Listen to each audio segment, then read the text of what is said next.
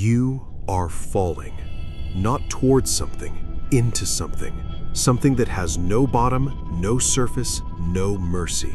The last light you will ever see is a pale, impossibly beautiful blue, and it is pulling you in. I'm going to tell you exactly what happens to a human body inside Neptune. But not yet. Stay with me until the very end, because the final thing I'm going to reveal about this planet will genuinely change how you see the entire solar system.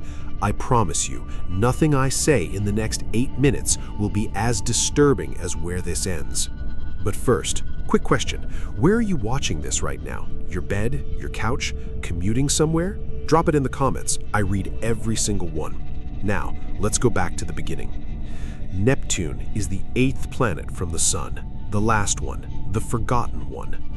Most people couldn't tell you a single fact about it, and honestly, that makes sense, because Neptune does not want to be understood.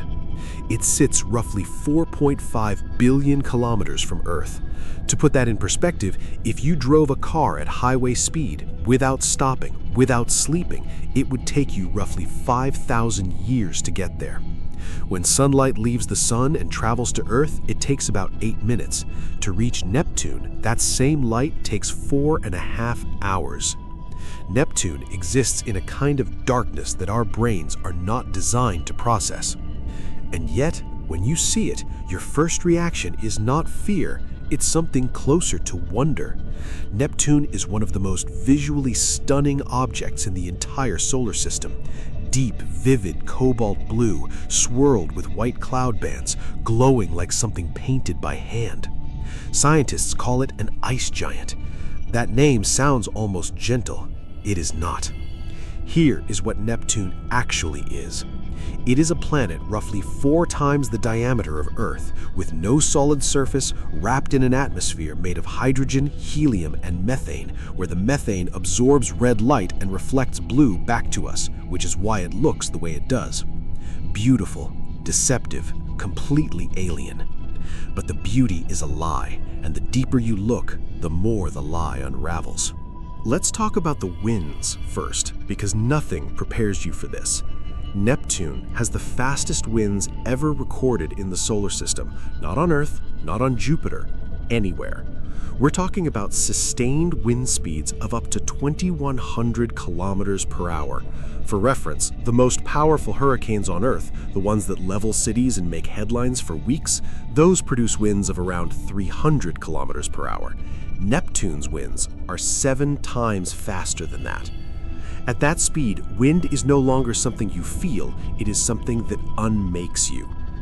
In 1989, the Voyager 2 spacecraft, the only probe we have ever sent to Neptune, detected a storm system in Neptune's southern hemisphere.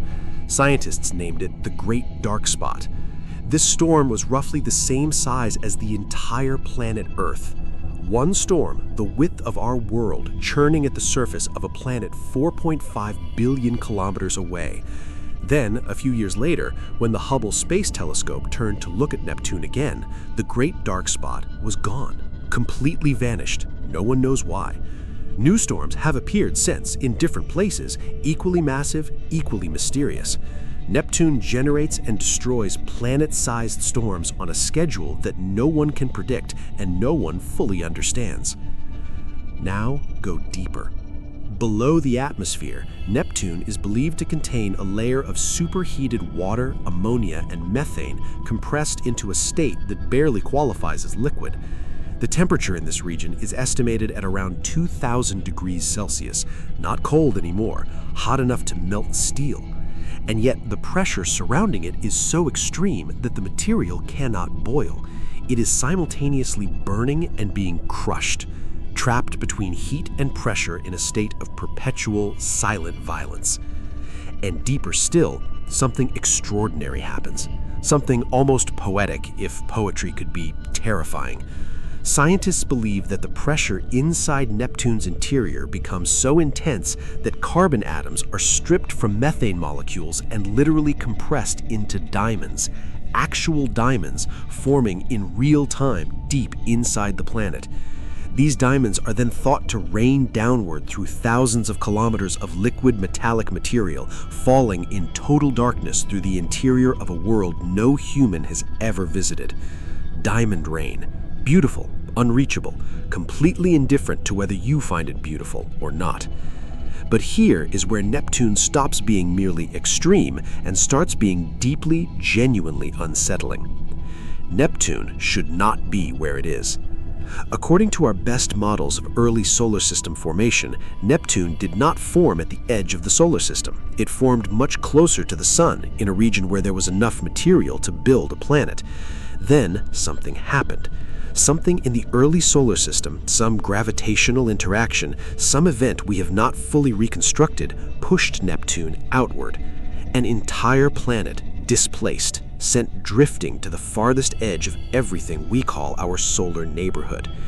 And the ripple effects of that migration are believed to have caused the late heavy bombardment, a period roughly 4 billion years ago when the inner solar system, including early Earth, was bombarded by an enormous wave of asteroids and comets.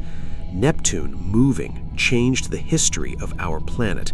An event on the edge of the solar system echoed all the way to the surface of Earth. Something moved Neptune. We know roughly when, we do not fully know what. And that is not even the strangest thing about this planet. Neptune's magnetic field is tilted 47 degrees off its rotational axis. For context, Earth's magnetic field is tilted about 11 degrees off axis, and we consider that significant. Neptune's is tilted nearly 5 times more. And not only is it tilted, it is also offset. The center of Neptune's magnetic field is not located at the planet's core. It is displaced toward one side of the planet entirely. No other planet in the solar system behaves this way. Scientists have proposed explanations. None of them are fully satisfying. The leading theory suggests that the magnetic field is generated not deep in the core, but somewhere in the mid-layer of the planet, in that superheated, pressurized slush. But why? And why so asymmetric? The honest answer is that we do not know. Neptune is also generating more heat than it receives from the Sun. It produces roughly 2.6 times more energy than it absorbs. This means something inside Neptune is generating heat independently, continuously. We have hypotheses: gravitational compression, chemical reactions at depth, residual heat from formation, but none of them fully account for the numbers. Neptune is warm in ways that it should not be, for reasons we cannot entirely explain. We are 4.5 billion kilometers away from this planet, and we still cannot explain what it is doing or why. Now I want to go back to where this started, back to that image I put in your head at the beginning. You are falling into Neptune. The moment you enter the upper atmosphere, the temperature hits negative 214 degrees Celsius. That is colder than the surface of Pluto. Your suit fails in seconds, but you barely have time to register the cold because the wind reaches you. 2,100 kilometers per hour, not a gust, a permanent, planet-wide scream of motion that has been happening for longer than human civilization has existed. You are not torn apart dramatically.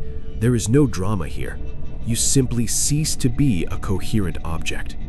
What remains of you descends deeper, into the crushing pressure, into the heat, into a layer of planet-wide ocean that is simultaneously boiling and frozen by pressure. And then deeper still, into the dark region where carbon is becoming diamonds somewhere below you, falling through a world that has never been visited, never been touched, never been seen by any human eye. And here's the thing I promised you at the beginning, the thing that will stay with you. We have spent exactly 12 hours in Neptune's vicinity. Total. Ever. All the data we have, all the images, all the magnetic readings, all the storm observations came from a single spacecraft that flew past this planet once, in 1989, and never came back. Everything else is math and inference and educated guessing. We do not know what is at Neptune's core. We do not know why its magnetic field behaves the way it does. We do not know what is generating its internal heat. We do not know precisely what pushed it to the edge of the solar system. We have one set of 12-hour-old observations of a planet the size of nearly 60 Earths. And we are using that to build our entire picture of what it is. There is a NASA mission concept called Odyssey, a proposed Neptune orbiter. It has been studied, discussed, and recommended. It has not yet been funded or launched.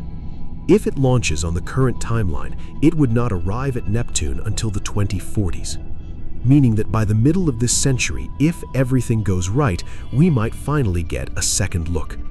We might finally understand what Neptune actually is.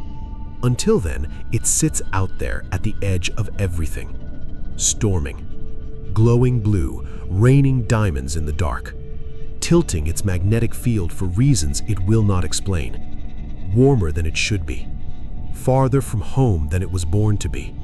And not once in all its 4.5 billion year existence has it given any indication that it knows or cares that we exist. Neptune is not the most dramatic planet. It is not the biggest or the closest or the most studied, but it might be the most honest. Because Neptune does not perform, it does not put on a show, it simply is what it is. On its own terms, in its own darkness, entirely complete without us. The universe is not hostile. Hostile would at least mean it notices you. The universe is indifferent, and Neptune is proof.